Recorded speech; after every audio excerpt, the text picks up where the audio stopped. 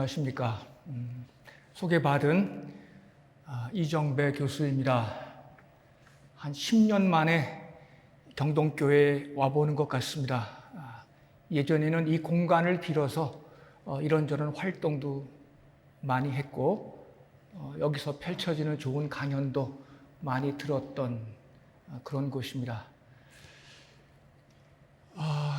강대인 원장님으로부터 이 강의를 처음 요청을 받았고, 그리고 임박해서 담임 목사님과 더불어 이렇게 같이 만나면서 이 강의가 어떤 의미를 지니고 어떤 것인지에 대한 소개도 받았고, 대략 이렇게 강의하겠습니다라고 하는 이야기를 목사님과 더불어 나눴습니다.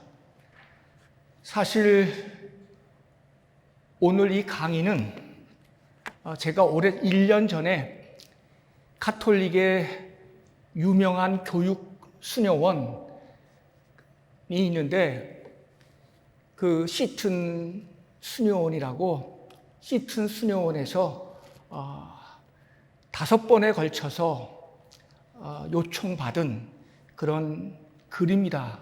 그래서 마침 오늘 이 주제를 가지고 글을 부탁받을 때 이 글이 준비가 되어 있는 상태였기 때문에 제가 그 주제를 가지고 강의를 해도 되겠는가? 그 주제라고 하는 것은 자본세 속의 기독교에서 회복력 시대를 위한 기독교라고 하는 그런 이야기입니다. 그래서 나오미 클라인이라고 하는 유명한 생태학자가 썼던 책, 기후위기의 적은 탄소가 아니라 자본이다라고 하는 명제가 있습니다. 기후위기의 적은 탄소가 아니라 자본이다. 그 책의 그 내용을, 그 말을 기조로 해서 관련된 수십 권의 책을 접하면서 상당히 긴 논문을 썼는데, 오늘 그 긴 논문을 다 읽을 수는 없고 1시간 동안 제가 자유롭게 이 주제를 가지고 여러분들에게 말씀을 드리겠습니다.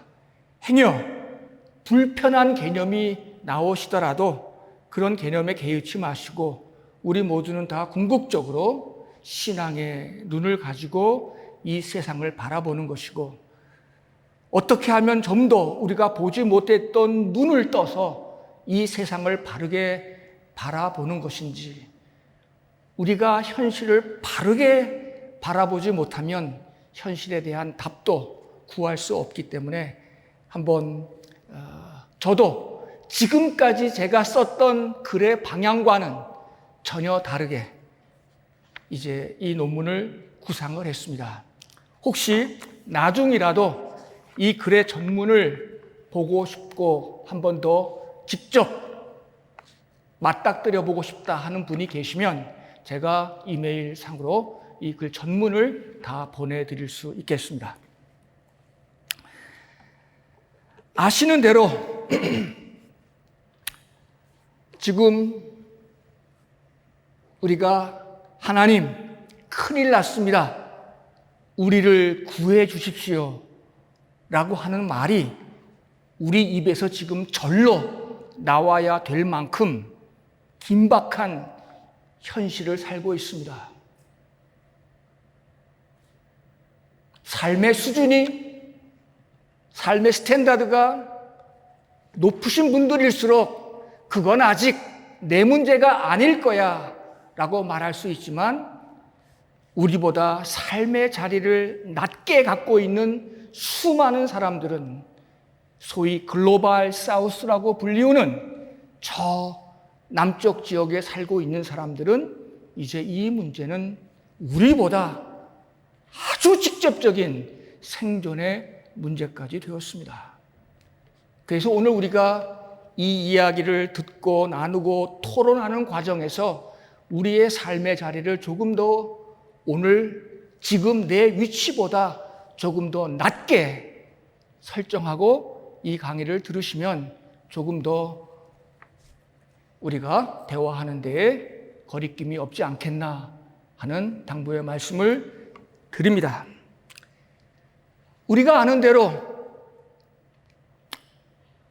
한때는 기후 온도 2도 이상을 올리면 안 된다는 말을 들었는데 얼마 전에 2도도 안 된다, 1.5도 이상을 올리면 안 된다 라는 말을 듣게 되었고, 그걸 희망 삼아 노력하려고 했는데 이제 환경학자들의 주장에 의하면 1.5도를 지키는 것은 이제 물 건너갔다, 끝났다. 더 이상 인류는 1.5도, 그 선을 지킬 수 없게 되었다라고 말합니다. 이제 2도 상승의 시점이 어느 시점에 올 것인가? 앞으로 10년, 20년 안에 2도 상승이라고 하는 우리로서는 실감나지 않는 그 온도 변화를 우리가 겪을 터인데 그 가능성이 지금 70%, 80%까지 이르고 있다는 통계를 들었습니다. 사실 지금 오늘 우리는 어느 정도 기후 위기에 대해서 절감을 하고 걱정을 하고 있지만, 사실 30년 전에 이 문제를 전 세계 기독교인들이 관심을 했던 적이 있었습니다. 1990년 JPIC라고 하는 정의, 평화, 그리고 생태계의 보존, 창조 질서의 보존이라고 하는 이 주제를 가지고 전 세계 기독교인들이 대한민국 서울에 모였습니다. 대한민국 서울에 모인 이유가 있죠. 이 땅이 급속한 성장으로 분배 문제가 가장 긴급하게 격차가 너무도 큰 나라가 되었고, 남북이 무기를 지나치게 과다 보유해서 서로 엄청난 위기 상황 속에 살고 있고, 다른 어느 지역보다 기후 변동을 가장 많이 겪고 있고 초래하는 그 당사자, 세계에서 가장 그 일이 두드러진 나라가 대한민국 서울이라고 하는 이유 때문에 이 땅에서 전 세계 기독교인들이 모였던 적이 있습니다.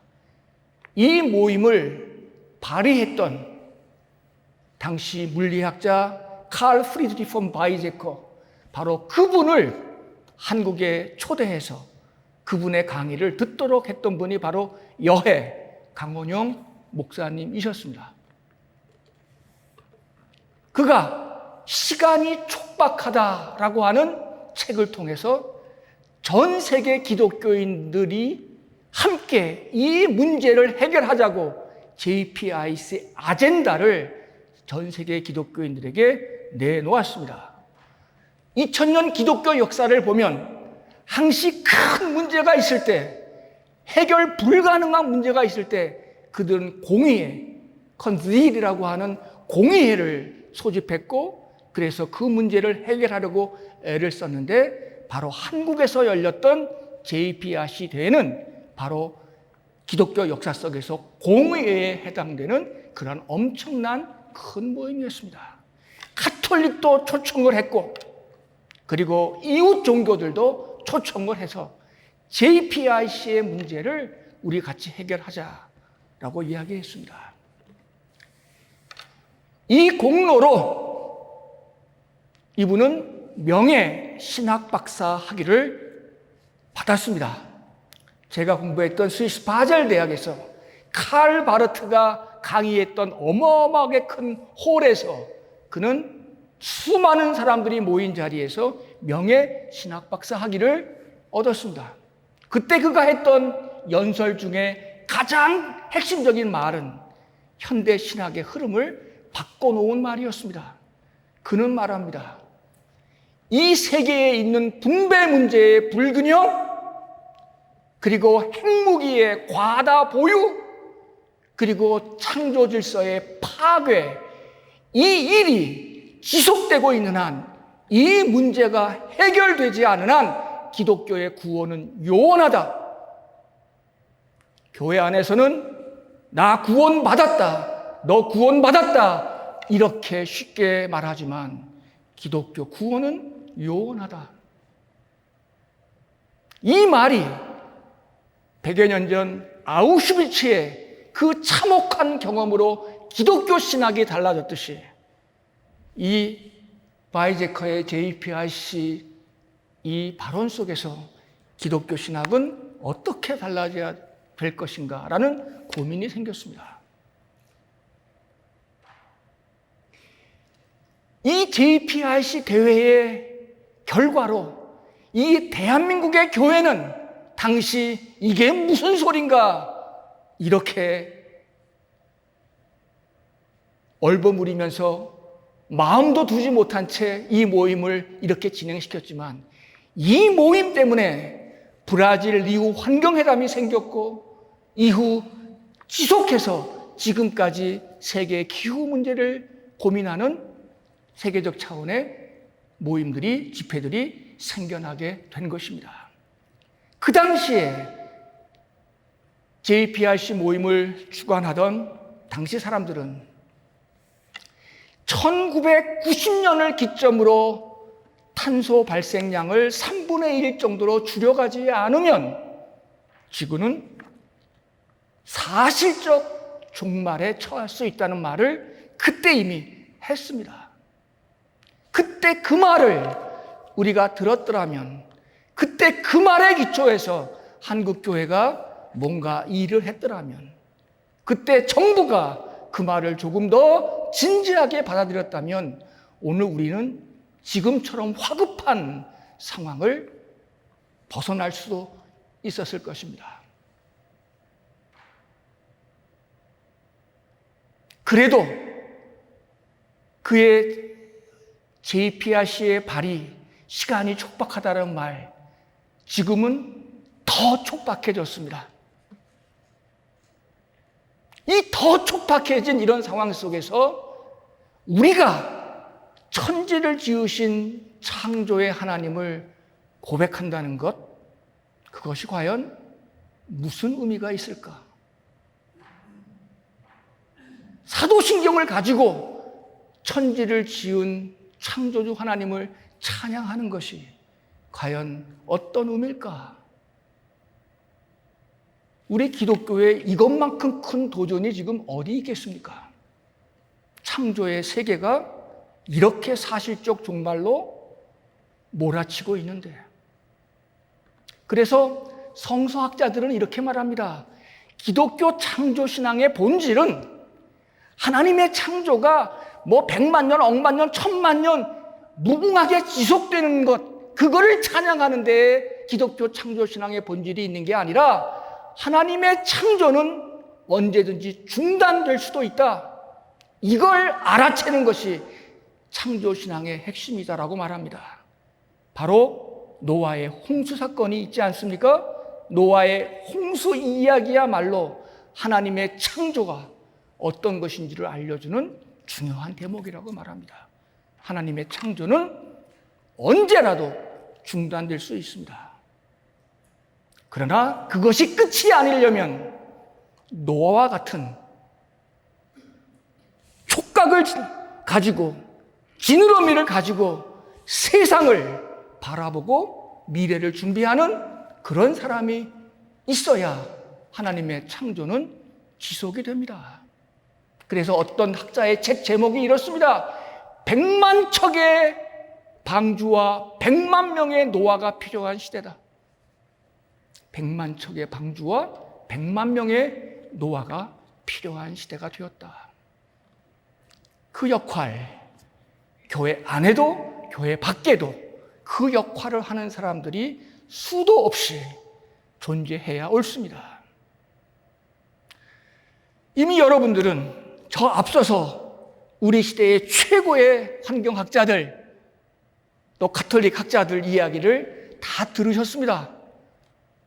이미 너무나 많은 것들을 알고 있는데 이것을 어떻게 우리 삶 속에서 손과 발로 나타낼 것인가?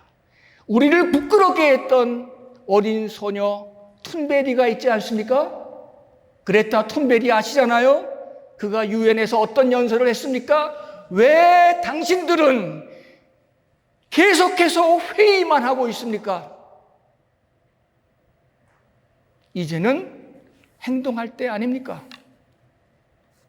왜 회의만 하고 있습니까? 이제는 행동할 때 아닙니까? 그 화두를 그 어린 소녀가 우리 기성세대에 던져 주었습니다. 그래도 지구가 이만큼 견뎌낸 것은, 우리가 이만큼 삶을 살아낸 것은 그 인간이 만든 무수한 찌꺼기를 그래도 바다가 품어주고, 바다가 자신을 희생시켜 가면서 바다가 그거를 지켜주었는데, 이제 바다마저 누구 탓에 바다를 향한 전쟁을 일으키는 그런 사람들 탓에 이제 바다마저 멸망하게 되었으니 이제 우리의 끝은 어떻게 빠르게 다가올는지 모릅니다. 저는 지금까지 기독교 신학자로서 생태학의 문제를 30년부터 이야기해 왔습니다. 혹자는 저를 서남동 이후에 생태학의 문제를 처음 거론한 학자로 수학들이 평가를 해줍니다. 실제로 그랬습니다. 우리가 존경하는 우리의 선생님 서남동 교수님 이어서 저는 그 일을 해왔습니다. 30년 동안 저는 생태신학을 만들기 위해서 하나님에 대한 이해도 바꾸어 보고 성령론적으로 생태신학을 전개하기도 하고 여성신학과 대화하면서 어머니 하나님을 말하기도 하고 수없이 그런 작업을 했고 아마 누구보다 많은 논문을 썼을 것이나 교회는 그런 말에 귀담아 듣지 않았고 그런 이야기는 세상 밖에 이 생태 담론과 더불어 이야기할 때 또 힘을 얻지 못했고 이렇게 저렇게 제가 하는 신학의 절망과 좌절감을 느꼈습니다. 그래서 저는 이런 절망 속에서 저는 이제 책들을 다시 읽기 시작을 했는데 그 읽은 책들이 아까 말씀드린 대로 기후위기의 적은 탄소가 아니라 자본이다. 물론 이 자본에게 모든 책임을 다 귀결시키고 환원시킬 생각은 전혀 없습니다. 그러나 우리 시대의 이 1%에 해당하는 자본가들이 행하는 이 폐악질은 우리가 용서할 수 없는 지경에 이르렀습니다. 그들 때문에 우리가 먹고 사는 게 아니라 그들 때문에 우리가 죽게 되었다고 말해야 옳은 시대에 살고 있습니다.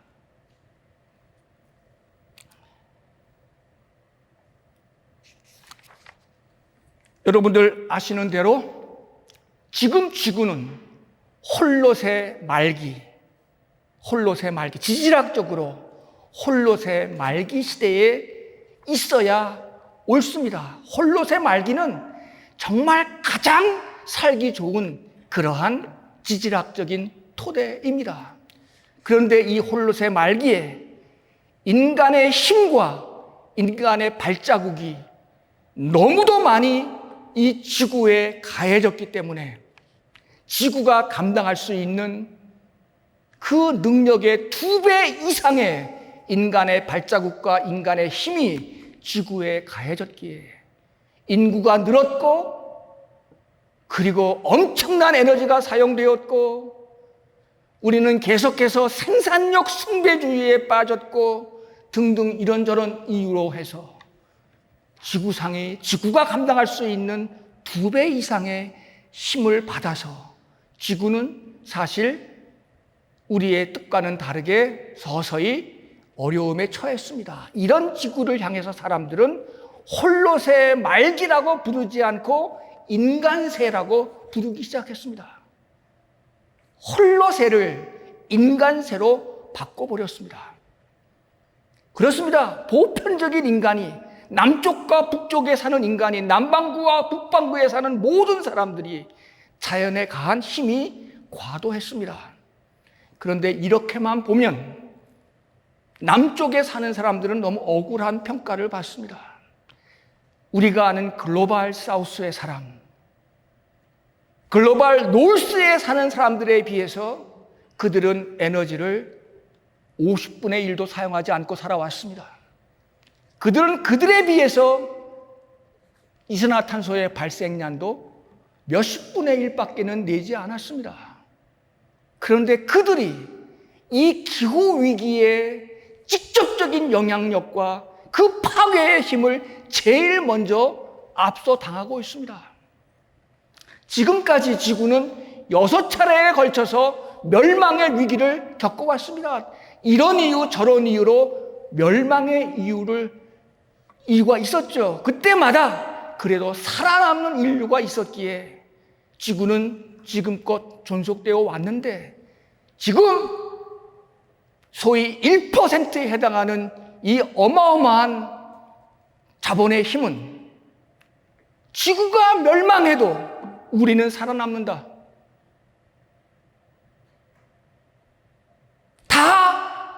저 낮은 계층에 있는 사람들, 글로벌 사우스인 사람들, 아무리 물에 잠기고 또 죽고 다쳐도 우리는 살아남아서 새로운 문명을 만들어낼 거다.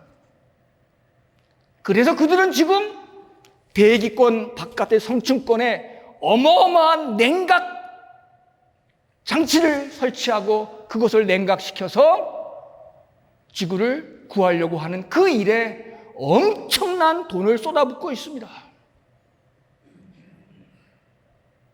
그러나 그 일이 가능할지, 어떤 결과를 초래할지 아무것도 밝혀진 상황이 없는 데서 그들은 이 기후위기라는 이 상황에서조차 어마어마한 돈을 벌 궁리를 하고 있습니다. 우리가 아는 이러이러한 대부호들이 바로 엄청난 돈을 거기에 투자하고 있습니다.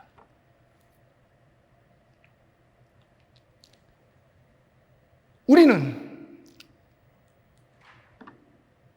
소위 GDP라는 말을 잘 압니다. 생산량을 뜻합니다. 총생산량. 그래서 매년 최소한도 2%, 3%의 성장이 안 되면 경제 파탄 났다, 죽는다, 이렇게 알고 우리들은 경제의 노예가 되어 있고 자본주의의 심리적인 노예가 되어 있습니다. 그런데 보십시오. 매년 2%, 3% GDP가 성장하면 23년 만에 GDP는 2배로 늘어납니다. 20년 만에 지구가 2배의 생산량을 감당할 수 없습니다. 100년이면 복리로 늘어나기 때문에 100년이면 370회의 GDP가 더 많아진다고 합니다. 과학자들의 분석이고 경제학자들의 이야기입니다. 그런데 그렇게 많이 성장하면 우리 모두가 잘 살았는가요? 더 많은 부익부, 빈익빈의 사회가 되었습니다. 앞으로 부자들은요, 돈 많이 가진 사람들은요, 자기 몸속에 이런저런 기계들을 많이 장치해서 영생불사를 얻는 사람들도 많아질 겁니다. 그들은요, 저 달나라가는 그런 해외 우주선을 만들어서 그들은 여차하면 도피할 수 있는 공간도 찾아낼 것입니다. 그래서 사람들은 유발 하라리가 그런 얘기를 했죠. 앞으로 인류의 미래는 참 슬픈 미래가 될 것이다. 사람과 동물이 구별됐듯이 인간 사이에도 기계를 몸에 담은 기계인간과 그냥 엄마 뱃속에서 자연적으로 태어난 자연인간의 종차가 인간 사회에서도 발생할 것이다. 우리 몸에 기계를 넣고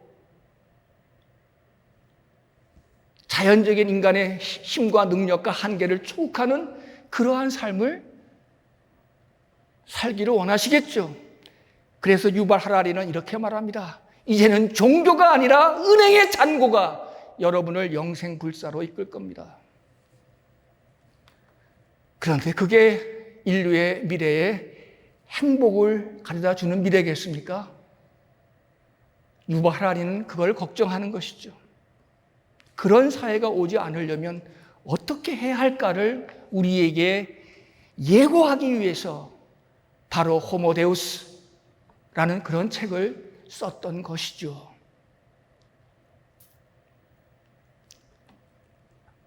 바로 이런 것이 우리 이 자본주의가 갖고 있는 문제라서 사람들은 이제 인류세라고 하는 말 대신에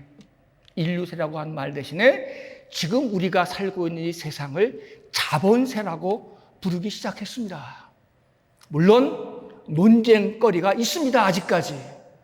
이 말을 받아들이는 사람도 있고 이 말을 다시 또 토론에 붙여서 이의를 제기하는 사람도 있지만 이제는 인류세라고 부르기에는 자본의 힘이 너무나도 어마어마해서 이제 우리는 이 시대의 자본세라고 불러야 한다. 그런데 이 자본세 속에 살면서 이 종교가 이 막스 웨버죠. 자본주의에 대한 이론을 밝힌 사람이 막스 웨버는 말합니다. 이슬람도 유대교도 자본주의를 발달시키지 못했는데 유독 개신교가 자본주의를 발달시켰다. 그렇습니다. 개신교 자본주의를 발달시켰습니다. 그래서 이 자본세의 원리 속에 개신교가 이 자본의 세계를 부추기고 자본의 세계를 더욱 추동하는 그 밑바탕에 근거가 되어 있다는 이야기를 우리는 듣게 됩니다. 오늘 저는 이 자본세의 종교로부터 회복력 시대, 탈성장의 시대로 나아가는 그런 방향에서 우리는 어떤 다른 기독교를 지금 말해야 할까? 30년 전에는 칼 프리드리 폰 바이제크가 이야기했다면 이제 30년 후 지금은 로마 교종이 우리들에게 찬미 받으소서라는 책을 통해서 아마 지난번 들으셨던 내용이겠죠. 그 이야기를 통해서 지금 우리에게 다시금 어떤 다른 기독교를 우리에게 가르치고 요구하려고 합니다.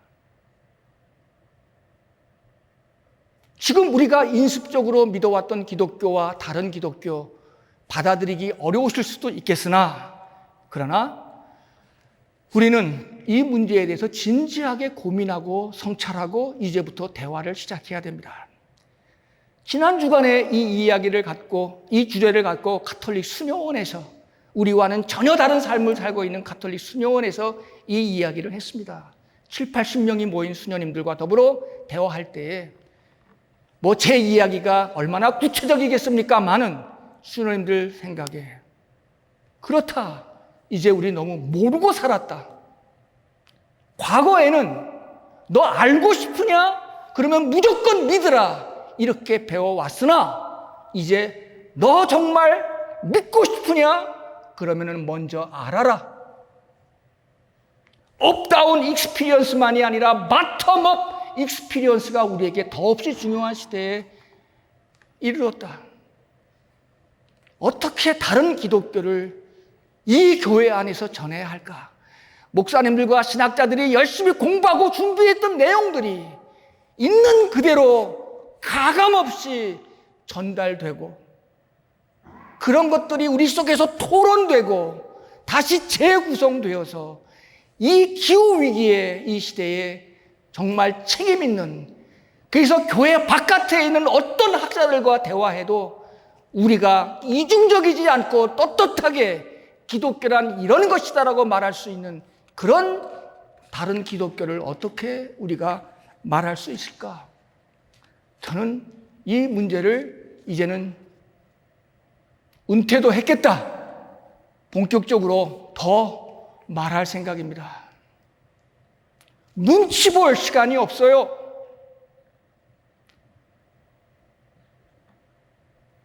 교회에서 예배 드리는 것 중요하나, 그러나 오늘 교황이 말했듯이 오늘 우리가 이 자본주의화된 구조 속에서 심리적으로 노예화되고 그걸 벗겨낼 수 없을 만큼 그렇게 살고 있고, 그거 벗겨내면 죽는 줄 알고 있는 우리들의 이런 마음들을 향해서 로마 교종은 자연에 대한 찬미와 은총의 감각이 없는 탓이라고 그렇게 지적했어요.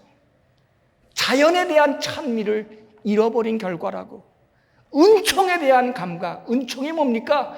우리는 우리 삶에서 최상의 것을 거저 얻었다라는 고백입니다. 여러분, 자연의 은총을 여러분들의 노력으로 사셨습니까? 예수 그리스도의 보혈을 여러분들의 노력으로 얻으셨습니까? 아니지 않습니까? 우리 삶의 최상의 것을 거저 얻었다라는 이 고백, 이 은총의 감각을 잃었기에 우리는 자본주의의 심리적인 노예가 되었고, 그것 없으면 아무것도 아닌 것처럼 살아버린 것입니다.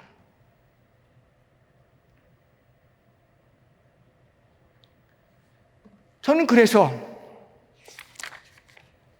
두 번째 챕터에서 제가 강조한 것은 코로나 바이러스에 대한 이야기입니다. 참 힘겹게 3년 가까운 세월을 우리가 코로나 바이러스로 고통을 했습니다. 그런데 저는 이 코로나 바이러스를 좀 긍정적으로 평가하고 싶습니다. 우리가 한창 기후 온도 1.5도를 새롭게 자각하고 그 1.5도를 유지하기 위해서 우리가 어떻게 해야 한다 하는 논의가 한창 무르익을 무렵이 1919년, 20년이었습니다.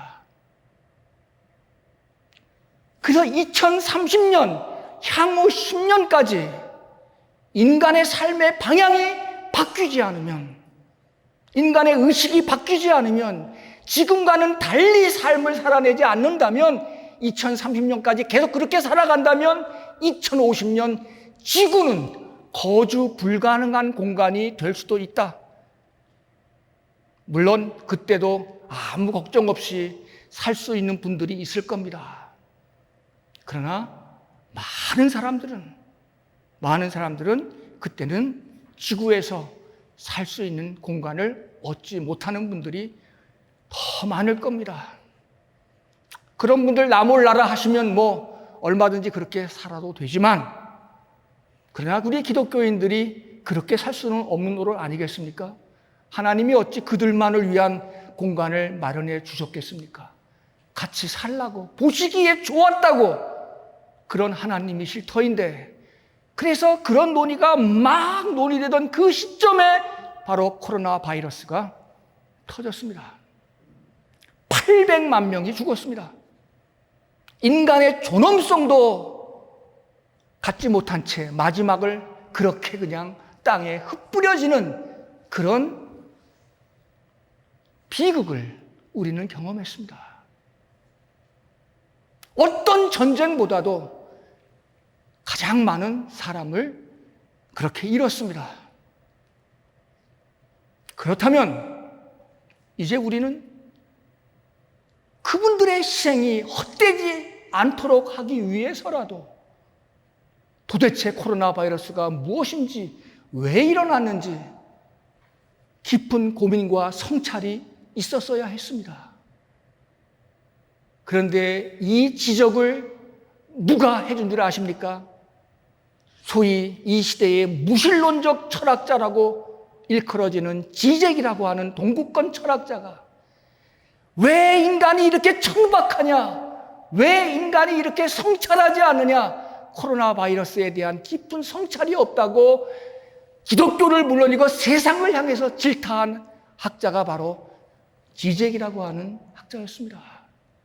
그는 벌써 여러 권의 책을 쓰면서 그 점을 지적해 주었어요. 그러면서 지적은 말합니다. 이제 인류는 지금 비상사태, 전시상태, 심지어는 제3차 대전, 이런 엄청난 말을 쓰면서 지금 우리는 일시적이라도 한번 새로운 가치를 갖고 새로운 체제 속에서 인류의 미래를 걱정하는 시간으로 삼아야 한다. 그런데 우리는 그런 성찰 대신에 코로나 이전으로 돌아가는 것을 우리의 노말이라고 생각하고 우리는 벌써 코로나의 그 고통을 다 잊었습니다. 코로나 이전으로 돌아가는 것, 혹은 그것보다 더 나은 삶을 살아가는 것, 이것이 우리의 삶의 노말인 것처럼 그렇게 생각하고 말았습니다. 그런데 기후위기와 이 코로나 바이러스는 바로 동전의 양면처럼 오늘 우리가 경험하는 이 기후붕괴의 양쪽 면입니다. 어쩌면 코로나 바이러스는요, 그래도 기후위기는 가진 사람들, 넉넉한 사람들은 아직 자기의 문제로 느끼지 않을 수 있지만 코로나 바이러스는 그 범위가 제한적이지 않잖아요. 가진 자나 못 가진 사람이나 똑같이 코로나 바이러스에 걸렸잖아요. 사실 코로나 바이러스가 어떤 면에서 더 무서울 수 있습니다. 앞으로 기후 붕괴로, 기후 위기로 시베리아의 얼어붙은 동토가 녹아버리면 그 동토에서 땅속에 묻혀있던 어마어마한 양의 바이러스들이 스멀스멀 기어 나올 수 있습니다. 인류가 한 번도 겪어보지 못한 바이러스 공포 시대에 우리가 접어들 수도 있습니다.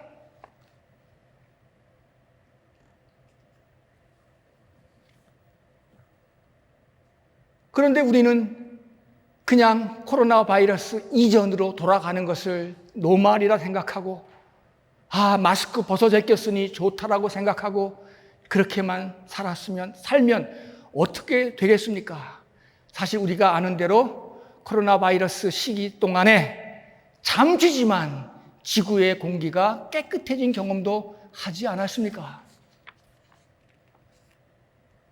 그리고 코로나 바이러스를 통해서 우리는 무기를 팔아먹고 그래서 돈을 벌면 최고인 줄 알았는데 실질적으로 돌봄의 가치가 얼마나 필요한지도 알게 되지 않았습니까? 돌볼 수 있는 사람들의 힘이 병원에서 여기저기서 양로원에서 얼마나 그런 돌봄의 힘이 중요한지도 알게 되지 않지 않았습니까?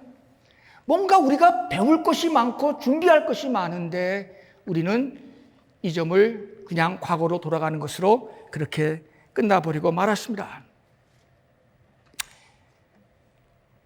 앞으로 지금 우리 문제는 이제 사람들은 재생에너지를 이야기합니다.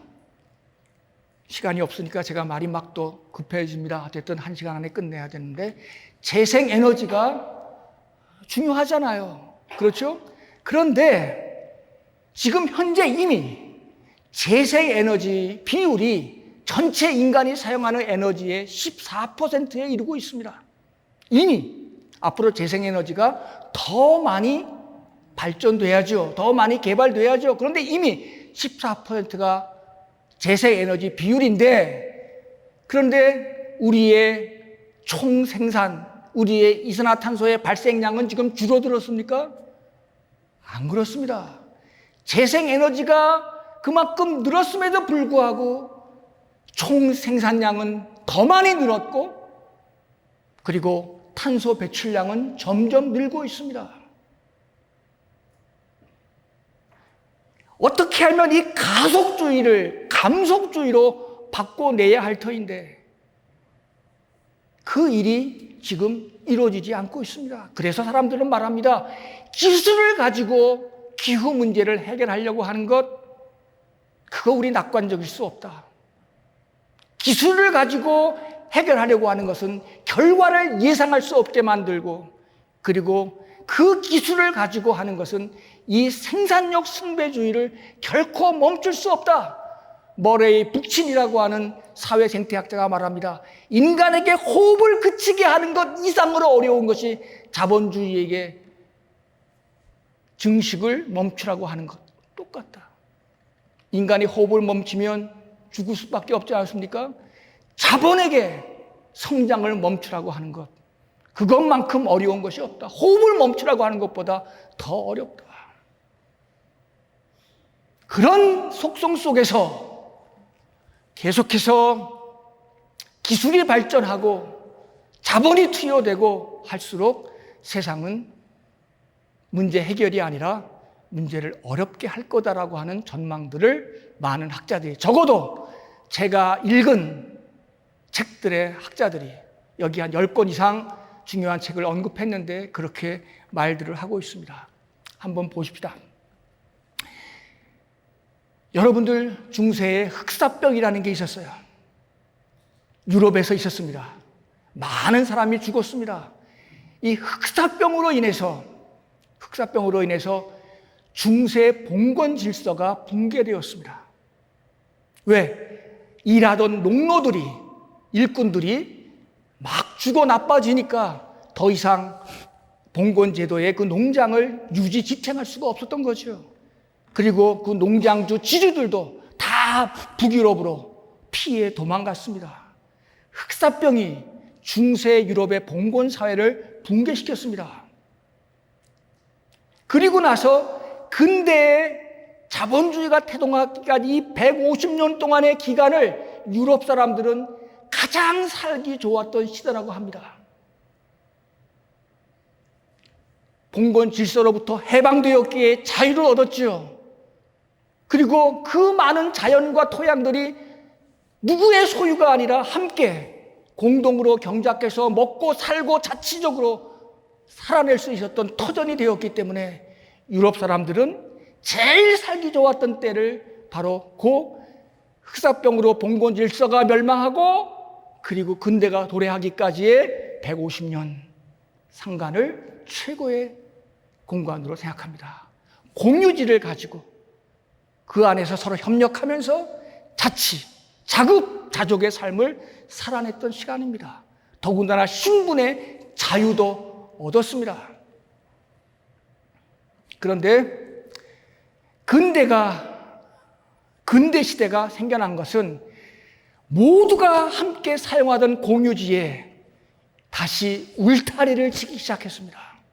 이거는 내 땅이니 나가라. 그래서 내몰린 수많은 사람들이 도시의 노동자로 팔려나갔습니다. 함께 더불어 살던 공유지 개념은 사라지고 울타리가 치워졌고 그들은 이제 쫓겨나서 자신의 노동력을 팔고 사는 인간이 되었습니다. 더 많은 생산을 요구받습니다. 유럽에서도 안 되니까 동양으로, 아프리카로 수많은 기업들을 내보냅니다. 그래서 이런 말이 있지 않습니까? 제레미 리프킨 같은 생명권 정치학의 저자가 한 말입니다. 그 당시 유럽 사람들이 자기들의 근대를 서구로 동양으로 확장시키기 위해서 울타리를 더욱더 넓게 치기 위해서 그들은 처음에는 기업을 보내고 기업을 지키기 위해서 군대를 보내고 그리고 그곳의 사람들의 마음을 다독거리기 위해서 종교를 보냈습니다. 기독교입니다. 그래서 그 세계 속에서 기업과 군대와 종교는 삼위일체가 되었고 그 결과로 유럽은 전 세계를 울타리 쳤습니다. 그 울타리 친 현실을 이렇게 제가 한번 극적으로 표현해 보겠어요. 지금 제3세계는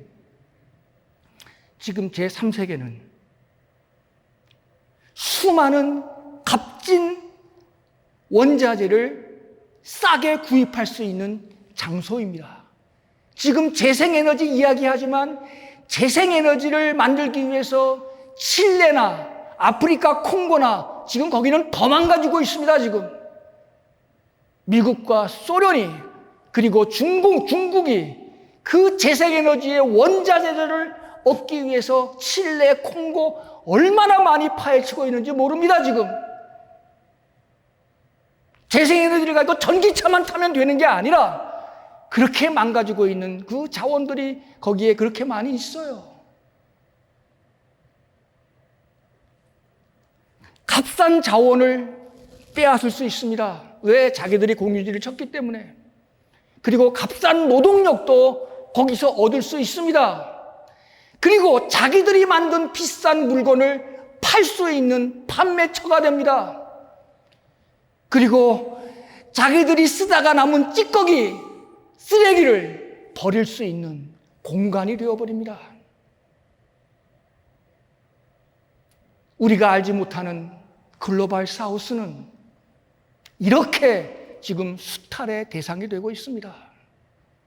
글로벌 노스, 우리도 포함되죠. 대한민국에서 나온 쓰레기들이 아프리카 나이지리아에 얼마나 많이 쌓이고 있는 줄 아십니까? 전자 쓰레기들 말이죠. 저는 여러분들 혹시 TV에서 보신 분도 계실지 모르겠으나 TV에서 저는 우리 시대의 하나의 묵시를 봅니다. 스리랑카의 이야기입니다. 그리고 인도의 이야기이기도 합니다. 스리랑카는 코끼리를, 인도는 소를 신성시하는 국가입니다. 서구에서 밀려오는 엄청난 쓰레기를 수입을 해서 국가는 그것으로 일정 부분 돈을 얻겠죠. 그리고 그 쓰레기를 소들이, 코끼리들이 양육되는 그 초원으로 갖다 버립니다. 사람과 멀리 떨어져서. 코끼리들은, 소들은 거기를 다니면서 그 찌꺼기들 틈에 먹을 것을 찾아 먹다가 엄청난 양의 비닐을 먹습니다. 어느 한 소는 이지만 수많은 소가 병에 걸렸어요.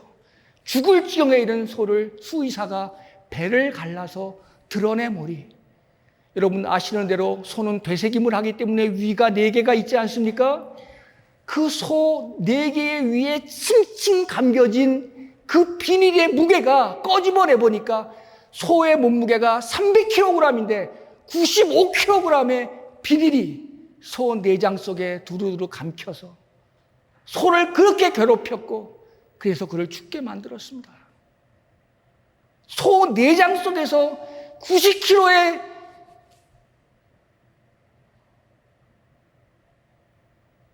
쓰레기를, 우리가 진짜 동물을 사랑한다면 이 애완견을 사랑하는 것 이상으로 지금 전 세계에 그렇게 많은, 그들이 고귀하게 여기는 그러한 동물들이 그렇게 죽어가고 있는 현실, 우리 시대의 묵시적인 현실입니다. 값싼 자원 다 가져가죠. 지금 하늘과 땅과 바다와 전자파와 모든 것이 다 인클로저 되어 있습니다. 울타리 쳐졌습니다. 그거 다 우리 말로 하면 누구 거죠? 시편 24편의 1편, 세상의 모든 것은 다 하나님의 것이다. 우리의 고백입니다. 그런데 그걸 다 인간이 인클로저 시켰습니다. 어떻게 하면 그들이 그렇게 자기 것으로 만든, 하나님의 것을 자기 것으로 만든 도둑들이에요. 어떠면 대기업들은 심겨진 옥수수 알을 다음에 심으면 못 나게 만들어요. 안 나게 만들어요. 또 그 종자를 사게끔 만드는 것이 이 서구 자본주의 아닙니까? 지금 제가 농사를 짓기 때문에 알아요. 그 다음에 옥수수 심으면 안 납니다. 또 사야 됩니다, 종자를. 하나님의 질서를 이렇게 망가뜨리고 자연을 자원으로 옮깁니다. 있는 그대로의 자원은 낭비자. 어떻게 하든지 거기서부터 뽑아낼 것 다 뽑아낸다. 이게 자본주의의 철칙입니다. 우리는 그 덕을 보고 지금 이렇게 살고 있는 거예요. 우리 삶 속에 그런 자본주의적인 요소가, 그런 심리적인 상태가 신앙의 이름을 가지고서 어떻게 우리 안에 정당화되고 있고 그 삶을 누리고 있는지에 대한 고민이 필요하죠. 거기까지 내려가야 신앙인의 고백이 있고 신앙인의 책임이 있고 하나님 신앙에 대한 그 절실함이 있는 건 아니겠어요? 그 공유지, 약탈된 공유지, 그 1%의 그 자본가들에 의해서 약탈된 공유지, 그것들을 어떻게 다시 회복시킬까? 그 작업을 일컬어서 흔히들 이제 선택적 역성장, 더 이상 GDP 위주의 가속주의를 우리가 끝내고 어떻게 우리는 선택적 감속주의를 갈 건가? 우리 사회에 공공재가 많아질수록 우리의 삶의 레벤스 코스트죠. 삶에 지출되는 돈은 적어질 수 있잖아요. 그렇습니까? 안 그렇습니까? 공공재가 많아질수록, 그런데 우리의 정부는 다 모든 걸 민영화시키려고 하잖아요. 민영화되면 될수록 우리는 더욱더 돈의 노예가 되고 노동의 노예가 되고 우리의 어머니들까지 일터에 내몰려서 값싼 노동력으로 희생해야 되는 것 아니겠어요? 공공재가 많아지는 사회가 좋은 세상입니다. 그래야 사는데 돈이 적게 들어요. 너도 나도 같이. 그래야 우리는 조금 더 행복한 사회가 될 수 있어요. 그래서 사람들은 이야기합니다. 어떻게 하면 이 공공재를 회복할 수 있겠는가? 그래서 사람들이 말하기를, 경제학자들 말하죠. 탄소세를 도입하자. 그걸 활용해서 더 많은 생산을 하겠노라고 그렇게 애쓰고 쓰레기를 많이 내는 그런 사람들에게 탄소세를 부과하자. 그리고 그들에게 누진세도 부과하자. 거기서 자원을 마련하자. 우리 사회의 공공재를 더 많이 만들기 위해서, 공공재가 우리의 삶의 기초가 되고 기본이 되기 위해서 우리 그렇게 만들자. 그리고 우리의 노동이, 그렇게 해서 얻은 이득이, 우리의 노동이, 시간이 줄어들 수 있도록 하자. 우리의 노동 시간도 한번 줄어들 수 있도록 하자. 앞으로 이제 조만간 우리나라의 서쪽에는 화력발전소, 동쪽에는 원자력 발전소가 양쪽에 버티고 있습니다. 어느 순간에는 세계적인 기준 때문에, 적어도 저희들은 독일, 유럽 쪽에서 공부했기 때문에 그 원자력에 대한 그들의 토론이 얼마나 치열한지를 우리는 알고 있어요. 아직까지 한국에서는 찬반의 이론이 많죠. 그러나 저희는 어쨌든 그런 미국 쪽의 원자력 마피아들의 의견보다는 독일 쪽에서, 유럽 쪽에서 진지하게 논의되는 그 원자력, 그 논의에 대해서 저희는 이성적으로 주목할 수밖에 없습니다. 그들이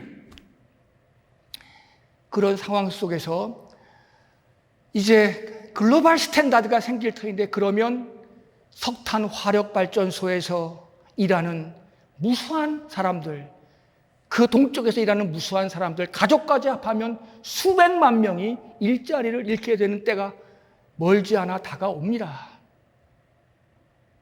그들을 우리 사회가 어떻게 수용할 것인가? 그들에게 어떤 삶의 미래를 만들어 줄 것인가? 물론 끊임없이 새로운 일자리가 생겨나겠으나 새로운 일자리만으로는 그 어마어마한 수를 감당하기 어려울 터인데, 그들의 삶을 어떻게 영리하게 할 것인가? 그러기 위해서 돈을 어떻게 만들어야 할 것인가? 고민이 깊지 않을 수 없습니다. 공유지 회복이라고 하는 이 개념이, 제가 지금 섣부르게 큰 주제만 시간이 없어 말씀드리지만 이 문제는 그래서 중요한 문제가 될 수밖에 없습니다. 마지막 이 말씀 드립니다. 요즘 부각되는 화두 가운데 우리가 소비를 하지 말자 이렇게 되면 너무나 금욕적인 것만 강조하면 사람들이 부담을 느끼니까 한번 소비는 하되 저항적인 소비가 있지 않겠냐. 우리가 이 사회의 흐름에 저항적인 소비가 있지 않겠냐. 그거를 수공의 행동적인 수공의 주의라고 하는 크래프티비즘이라고 하는 말을 씁니다. 요즘 길가에 다니다 보면 그렇게 한 사람의 힘으로 온전히 모든 걸 만드는 이 수공의 손의 창조력을 가지고, 손의 창조력을 잃으면 남의 힘, 남의 돈밖에 의지하게 되지 않습니까? 손의 창조력을 기르는 거예요. 손의 창조력을 잃으면 남의 힘을 빌고 필요한 것은 돈밖에 없습니다. 시골에 살다 보니 내 손으로 할 줄 아는 것이 적어지면 적어질수록 도시보다 돈이 더 많이 들어서 살 수가 없어요. 손의 창조력 굉장히 중요한 겁니다. 이걸 일컬어 행동적인 수공의 주의, 자기의 삶으로 하나의 온전한 것을 만들어내는 경험들입니다. 그러면 찰리 채플린의 모던 타임즈처럼 이 나사만 조이며 먹고 사는 노동으로부터의 소외로부터 우리는 자기가 하나의 온전한 생산물을 만드는 과정에서 자기 일로부터 자기가 만족하고 해방되는 삶을 살아갈 수 있어요. 우리는 지금까지 너무나 머리로만 살아왔죠. 신앙도 머리로만 해왔어요. 손의 창조력, 과거 우리 어머니들이 했던 고추장, 된장 담그는 일도 다 잃어버렸어요. 자동차 본넷을 열고 자기가 뭐 하나 고치는 힘도 우리는 다 없어져 버렸어요. 남의 힘만 의지하고 그럴수록 필요한 것은 돈뿐입니다. 이러한 세상에 우리가 살지 않아야 할 것 같습니다. 아이고, 제가 이제 할 말 많은데 두서없이 시간 내에 끝내다 보니까 이렇게 정리할 수밖에 없는 걸 용서하시고, 혹시 목사님을 통해서 이 글 전문을 받기 원하시는 분이 있으면 전문을 전달하는 것으로 하고 일단 약속된 시간 이렇게 끝내겠습니다. 고맙습니다.